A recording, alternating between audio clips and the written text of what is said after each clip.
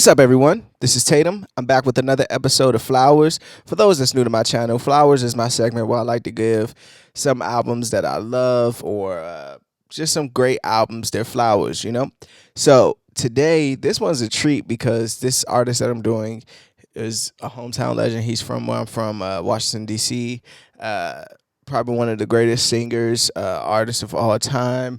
This album, according to Rolling Stone, is the greatest album of all time.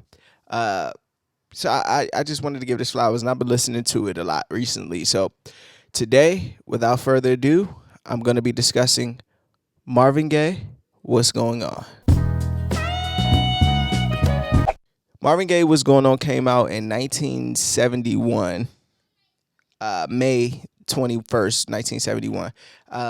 From what I can piece together, and I wasn't there obviously, but from what I could piece together, it was a transition album for Marvin Gaye, coming off the used to seeing Marvin Gaye in suits, clean shaven, happy kind of music, joyous kind of music, and he was going through a lot of things in his life: IRS problem, tax problems. He was going through a lot of mental problems at the same time, dealing with depression. His close friend and collaborator, Tammy Terrell, recently passed away. I think she had like a brain tumor or something like that. Divorce, like he was going through a lot of things. And the world at the time was, America at least, was shit. You know what I mean? Like, it's right after the Vietnam War, I believe. And just seeing all the aftermath of that, especially for the inner cities. And I think this album is a perfect synopsis of the Black experience, late 60s, early 70s, an impoverished story. So I wanted to just talk about this one just for that. And a lot of the topics that lived on this album still are prevalent to this day, which is crazy, which is probably why the reason I know they were pandering probably as well, but probably a reason why it is Rolling Stone did rank it the number one album of all time. 9 records on here. I think it's only 20 something minutes, 30 if that.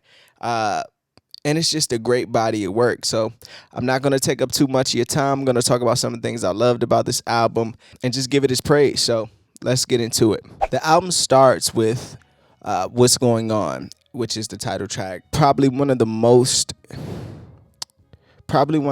important songs, period. like I mentioned earlier, I think a lot of the themes that ran through this album is still prevalent to this day. Just read back the lyrics of What's Going On. Like, I love how he started the first verse with Mother, Mother, then the second verse goes Father, Father. Father, Father, we don't need to escalate. War is not the answer. Only love can conquer hate. And, we got to find a way to find some love in here today. I think that is like, I did some back stories on this, and I forgot the writer or producer's name, but he had a record. I think it was this record, and I read an article where they were tweaking lyrics and Marvin Gaye was adding things from his life, and he felt that Marvin Gaye had like a great voice to tell these kind of stories, but would never tell them. I read somewhere that Marvin Gaye played this album or song for Berry Gordy, who seemed unpleased at the time.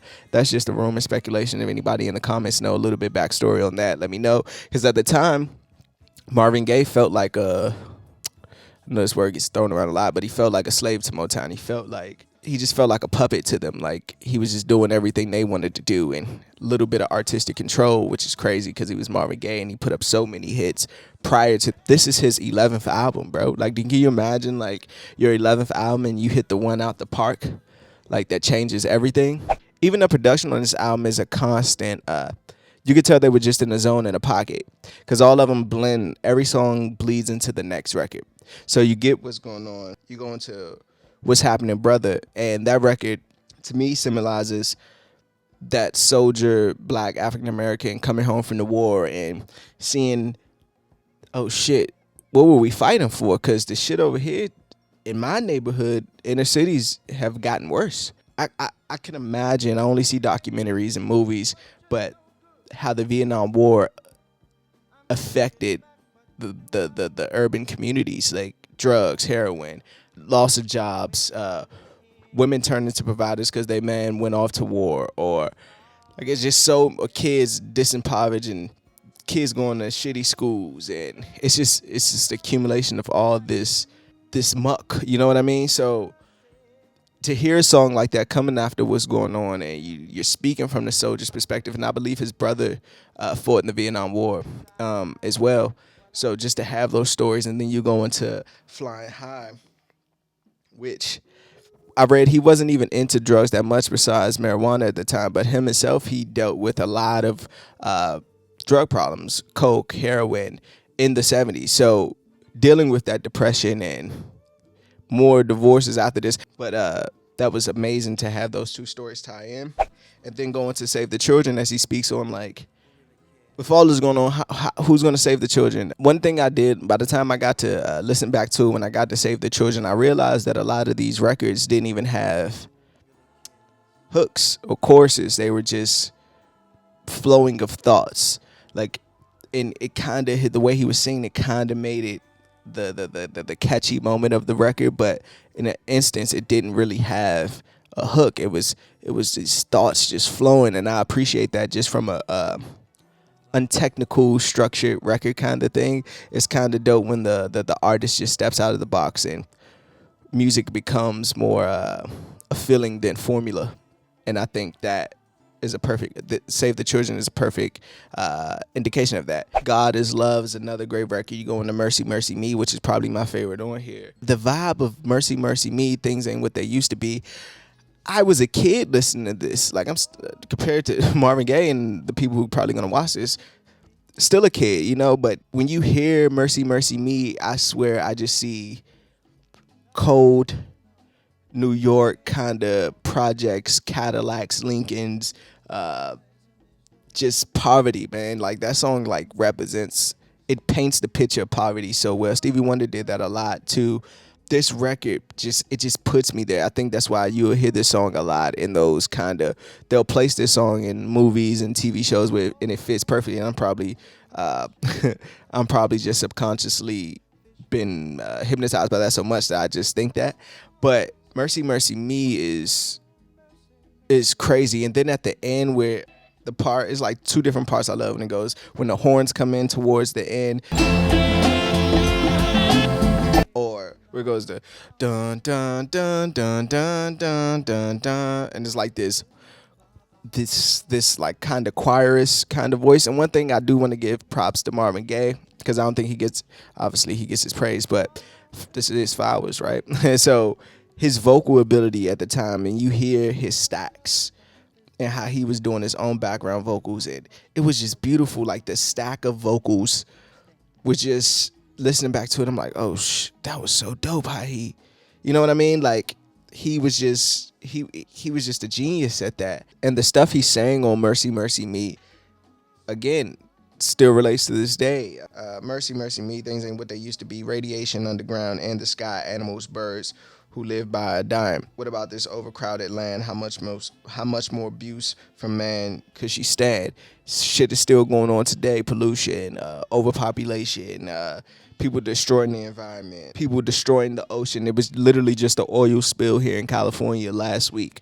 You know what I mean? So the things are still prevalent today, and that's the type of stuff that makes something classic, that makes something so timeless. You know what I mean? Like, when you could go back and the songs don't feel dated, they feel right now. And that's still, to be honest, that's a problem too, because if we're still facing the problems that Marvin Gaye and people of the 1970s faced in 2021, where are we?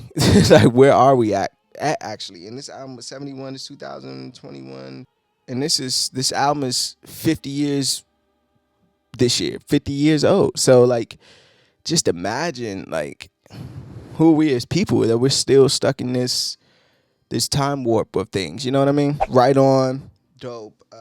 Holy, Holy, be truthfully honest, is one of my favorite songs ever, but when it's sung by Aretha Franklin.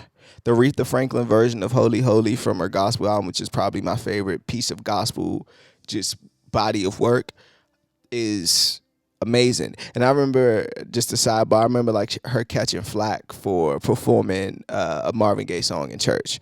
Like he didn't come from the church himself. You know what I mean? All those singers back then, they were brought up in the church. That's where we honed our skills. That's where we found the instruments that we could play. That's that was the birthplace for a lot of the greatest singers that you probably ever heard in your life. The Aretha Franklins, Marvin Gaye's, the Whitney Houstons, whoever you could name came from the church. And then it ends the album with Inner City Blues.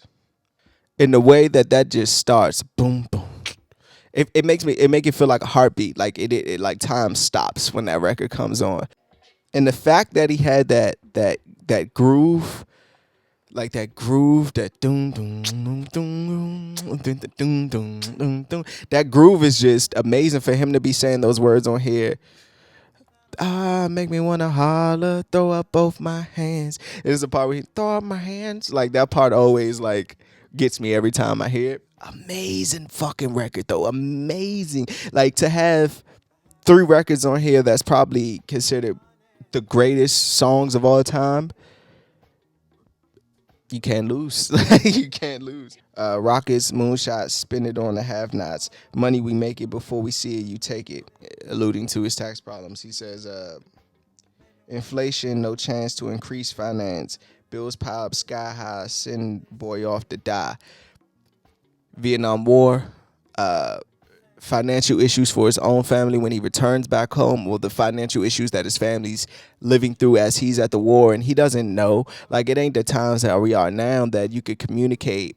And I'm not even sure how easy it is to communicate with people in the war, so don't get me out here lying. But I'm pretty sure it was way harder in 1971, where you're waiting on a letter or you're waiting on a phone call and you don't know what's going on. You're in a whole nother country. Your family's over here starving. You got kids here that's missing their father and missing that guidance, and you come home and you're messed up because you done seen so much bad shit over there that it's PTSD, like PTSD. So it's like it's hard to win. When he says hang up, letdowns, bad breaks, setbacks, natural fact is I can't pay my taxes. I'm gonna end it on that. Let me get into my best songs. Inner City Blues, Mercy Mercy Me for sure. And it gotta be What's Going On. This is probably the first album where I picked all the singles, but those singles are so powerful. For me to pick anything other than that would be crazy. Let me know what some of your favorite songs on here if it's not one of those 3. Worst song, oddly, it'll probably be Holy Holy. I'm just so in love with the Aretha Franklin version that it's just like, you know, when I hear this one, it's kind of like, I want to go listen to Aretha. But that's just me. Best line, Mercy Mercy Me, things ain't what they used to be. All wasted on the ocean and upon our seas. Fish full of mercury. That's every time I hear that, I always think like, damn, I literally think like, damn, that was going on back then too. Like, we've always been a piece of shit of a country. Let's wrap this up though. In closing, when it comes to Marvin Gaye, What's Going On, me even doing this doesn't even give it justice. If you haven't listened to Marvin Gaye, What's Going On, you should check it out. I'm pretty sure you have if you're watching this. If you haven't, go check it out. Like I said, the music on this album still feels relevant today, which is crazy. And that's not in a good way. Like, I don't mean that in a good way whatsoever. I mean, like, it's fucked up that we still going through the same BS that we went through back in 71, 50 years later. That shouldn't be the case, you know what I mean? And the fact that it is the case, it make me want to holler, throw up both my hands, like, all pun intended. Like, it's just crazy. So shout outs to RP to Marvin Gaye, like I said, hometown legend, for even having the gall to make this album, because like I said at the time, he wasn't pushed to do this. Like, his record company Motown didn't want this. Like, they didn't want this at all. He stopped promoting other albums and things of that nature. Like, he was a for a label at the time a mess. So for him to deliver this mirror, he delivered a mirror to the world. What's going on? Even Sly and the Family Stone had an album rebuttaling to this, like the same year. So it's just amazing. Yeah, that's just how I feel. I couldn't give it enough flowers. It is what it is. This thing is like amazing piece of body of work, and I'm just glad I'm around to do this type of shows to spread the gospel in a way. So let me know what some of your favorites on this record. Let me know what this record mean to you. If you were a kid at the time when this record came out, let me know how this affected you. if you lived in the inner city, out of the inner city, let me know how you feel. And as the new youth listening to this, what does this album mean to you as a youth? Like, why does it hit you so much? Let me know in the comments. Also, I'm thinking about doing some more Marvin Gaye reviews and discussions. I want to do "Hear My Dear" because that one is one of the ones that I think is probably his best album. To me, it's just so personal, and we get "Let's Get It On," of course, but yeah, I'm thinking about doing "Hear My Dear." So let me know in the comments if you guys want me to do that, or any other Marvin Gaye, or any other reviews. Let me know some albums that you want me to check out, and I'll try to get to them. So as always, flowers for Marvin Gaye. What's going on? I'm Tatum. Peace.